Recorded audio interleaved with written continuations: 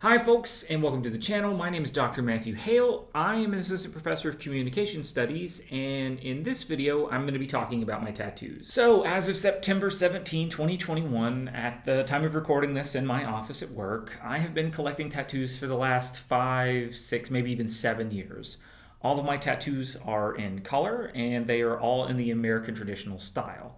Now, if you're unfamiliar, American traditional style tattooing, what is sometimes just referred to as traditional tattooing, features designs that are rooted in American folk imagery and are oftentimes military or nautical in nature. They're composed of thick black outlines, heavy shading, and frequently employ a limited color palette of things like red, yellow, black, green, sometimes brown or blue inks, sometimes purple is even thrown in there. They are bold, long-lasting, clean, and easy to decipher or legible from a distance. And for me, they feel timeless and authentic and like something real in a world in which we're constantly being bombarded by commercialized and sometimes sterilized imagery. I'm going to talk about each tattoo in the order in which I got them, more or less. I'll put a picture of each artist's Instagram profile and their handle on the screen, and then I'll also leave that information and links down in the description box below as well. All right, so first tattoo is the swallow on my right forearm. This was produced by Nick Pulzone. At the time, he was working at Monolith Tattoo Studio in Bend, Oregon. He now owns and operates his own shop in Bend called Farewell Tattoo Parlor, along with Ryan Osborne and one or two other people. I don't remember their names, but it's a great shop. You should check them out. Links in the description below. As far back as I can remember, I always wanted to get tattoos. My grandfather, who admittedly I wasn't close to, had an anchor or an eagle, I don't honestly remember which, on his forearm from his time in the Navy in World War II. I do remember being absolutely captivated by it. 20-something years later, when I'm like 29, I get this first tattoo as an early birthday gift from my then girlfriend. So 2 weeks later, I went back into Monolith to get this anchor tattoo done. That's on my right forearm, just a couple of inches above my wrist. I came in with a few crappy reference images for Chad Williams. He drew this up and he knocked it out, the drawing and the tattoo, probably in 2 hours total, including his setup. Chad left Monolith sometime that year or the next year, I think, and he now tattoos at Van's High Caliber Tattoo in Kennewick, Washington. So a couple of weeks after that, I am visiting Portland, Oregon with my then girlfriend and her dad. I was walking around in the Pearl District of Portland by myself, I think, and happened to walk right past Hidden Rose Tattoo. I was still on a high from the prior two tattoos. I walk in, I look at some flash, I talk to a guy named Leo Darlin, and picked out a butterfly tattoo that is now on the back of my right arm. I think it was based on a Sailor Jerry design. Anyway, a few hours later, I have tattoo number 3.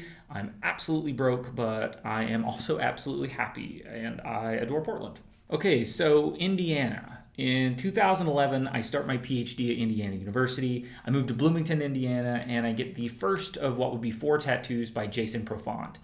I get the first 2 at Time and Tide in Bloomington, where Jason works. The first is this Corgi tattoo on my left arm. It reads Corgi Rex on a banner. I had a cardigan Corgi at the time with my then partner named Chekhov, and I always jokingly called him Corgi Rex, kind of a fake Latinization of Corgi King. Later, I got this brachiosaur on my right arm maybe 2 months later when I could save up enough spare income. I think I even sold a guitar to get this, or maybe this one.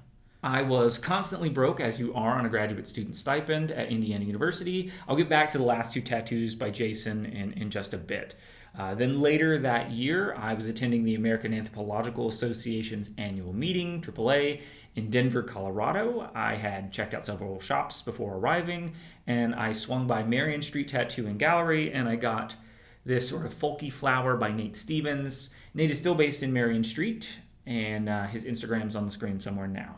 In 2015, I finished both sets of my comprehensive exams of what had turned into a double or a dual PhD, which Indiana University offers. I celebrated alone by crying and ordering a pizza from Mother Bear's Pizza in Bloomington. I prepped for my move to Atlanta to do field work for what would turn out to be the next 2 years of my life. It was a very happy time. And before moving, I get a tattoo from Colin McClain at Time and Tide there in Bloomington. I call in, I get an appointment for the day before I move, and I get this small gap filler I cleaned out my apartment by myself. I slept on the floor for a few days, and then I packed everything that I owned into a Honda Fit, and I drove to Atlanta. So that was my very last tattoo that I got in Bloomington. Okay, so from 2016 to 2018, I lived in Atlanta, and during this 2-year window, I got 9 more tattoos. I got 3 tattoos from Clinton Lee. Clint trained and worked at Ink and Dagger in Roswell, Georgia. It's about 20 or so miles north of Atlanta. The first tattoo was this on the exterior of my left forearm. It's a scene of 3 mountains, which are the Three Sisters Mountains in Oregon. It's absolutely one of my favorite places on the entire planet. I think I got it as a birthday gift from myself to myself for my 30th, maybe. Next, I got this black heart. I had seen some sort of bold black heart online somewhere. I really liked it. Clinton and I placed it in the ditch. It was pretty painful. And then finally, on the opposite side of that, on the exterior of my elbow, I got a spider web that I had seen a similar design that Clinton had done on his Instagram. I thought he had done like an interesting take on a classic design. It was more graphic in nature. There was no whip shading. It was bold, less painful than the ditch, I will say. If you're interested in getting work done by Clinton, he now works at Till Death Denver in Colorado. This brings me to Henry Hablak. In 2017 or thereabouts, I got 2 tattoos from Henry when he was working at Liberty Tattoo in Atlanta. The inner side of my right bicep, this was flash. I came in to get, I think, either a full body or just a head of Anubis or something like that. I looked through his line drawings and I liked it a lot. Later, I came back and scheduled an appointment with Henry, and he drew this up for me. It's a fox in a kimono holding a Hanya mask. And it's from classical Japanese or drama or theater. So sometime after that, I got a tattoo of a skull with a flower coming out right here. The flower's coming out of the skull. I'm not actually sure of the person's name who did it. It might be David Wright. Apologies if that's wrong and you happen to watch this. I knew him by his Instagram handle, which is Rukus_tattoo. Rukus was doing a guest spot at Liberty in Atlanta. He had a lot of really interesting traditional work and some tattoos based on cartoons, particularly The Simpsons, which I was a big fan of growing up. So I called the shop, sent in a deposit, and I came in and he drew the design up to fill this gap that I had in my sleeve in progress. And then he started tattooing. I think he was working in Brooklyn full-time at the time, but he now works full-time at East Street Tattoo in Oshkosh, Wisconsin. Oshkosh, Wisconsin. That's hard to say. In 2017, I learned that Jason Profant, who was from Bloomington and had done a few tattoos for me already, was going to be doing a guest spot at Live Free Tattoo in Grant Park in Atlanta. We do 2 tattoos while he's there. I've never actually, other than this, I think that's the only time I sat for 2 tattoos at once. But they were both small, so we got this little rose here, and then this UFO beaming a guy or lady up into a UFO. Later that year, I received a College of Arts and Sciences Dissertation Completion Fellowship from Indiana University, and to celebrate, I got this wrist cuff by Murray Sell on my right arm at Liberty Tattoo in Atlanta. Murray was working at Liberty on and off, but he's normally based at Grace and Glory Tattoo in Murfreesboro, Tennessee, which is about a half hour or so south of Nashville. It was a walk-in, he designed it, put it on, did it, and I loved it. It was a little painful, but it was fine. So fast forward a bit, I'm only doing a few things. I'm working full-time on my dissertation, I eat at Chipotle frequently, and I go to the gym like 2 times a day. Otherwise, I just sit on my couch, hang out with my dog Avdotia, and I work. So I apply to a million jobs. I'm doing a ton of interviews. I'm panicking about my various life choices. And then I received and accepted a job offer from Austin Peay State University in Tennessee, just above Nashville. I accept the offer and I moved to Clarksville, Tennessee in 2018. And later in 2020, in the middle of the COVID-19 pandemic, Victoria, my partner, and I relocated down to Nashville, about 30 or maybe 40 minutes southeast of Clarksville. So in total, I got about 12 tattoos while living in Tennessee. Not about, I got exactly 12 tattoos living in Tennessee. Around Halloween 2018, I go in for a Halloween flash event that artist Courtney O'Shea posts online at Black 13 Tattoo Parlor.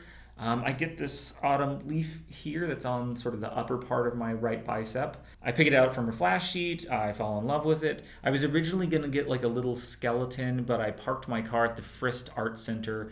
It was fall and all the leaves were sort of like super orange, and I just decided to do that, and I'm super happy I got it.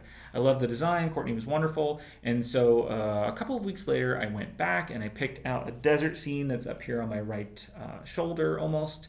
I picked up the desert scene from one of her line drawings. I got it the day of maybe my second date with Victoria. I also have another design by Courtney that's like really hard to film and document by myself in my office. So I have 3 tattoos by her, but you're only going to see 2. This brings me to Sean. So between 2018 and 2021, I got 5 tattoos from Sean Williams, who I kind of always knew as Squishy Eyes, which is his Instagram handle.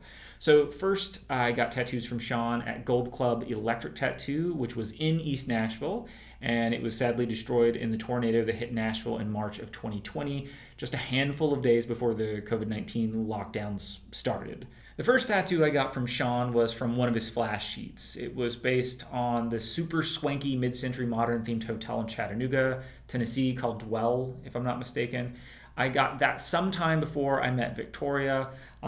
Here's the tattoo here, but I honestly can't remember exactly when I got it. In any case, it's super cool tattoo, I think, and it has really interesting colors, and I probably will go back down to Nashville and get a couple pieces both from Courtney and Sean and a few others down in Nashville.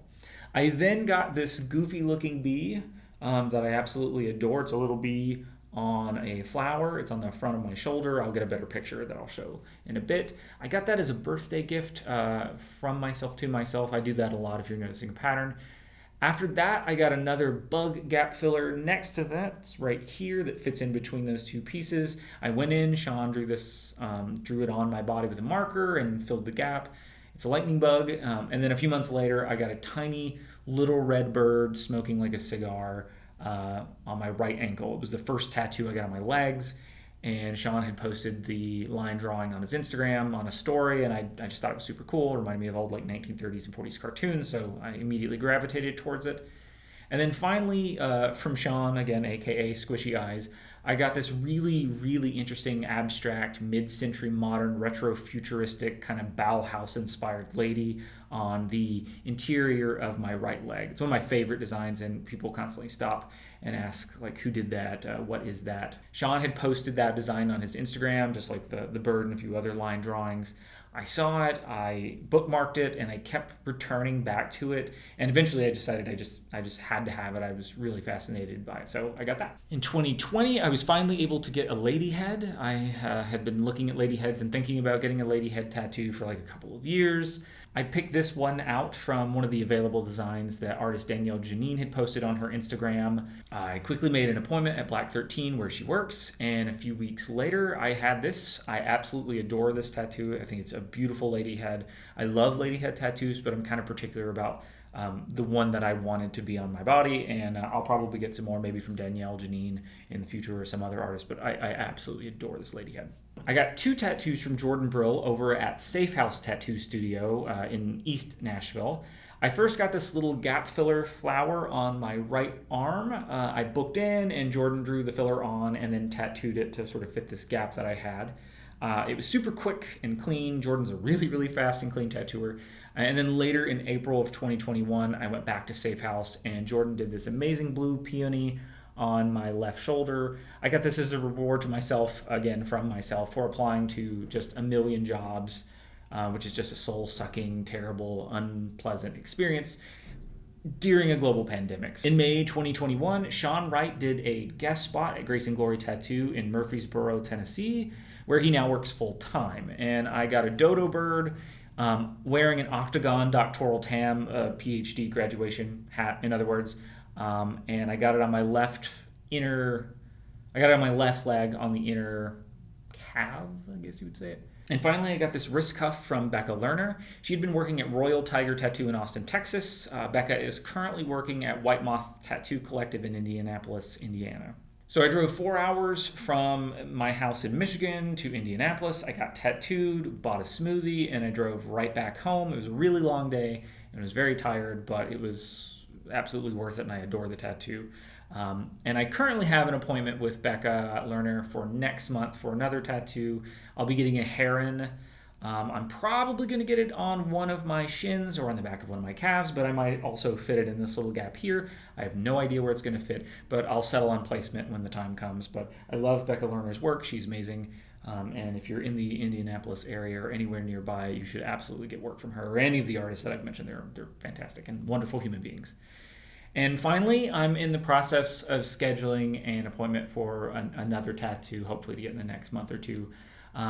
A few days ago, 8 days, I think, ago, as of recording this, my dog Dodo, who I had been my absolute best friend since 2009, 2008, passed away.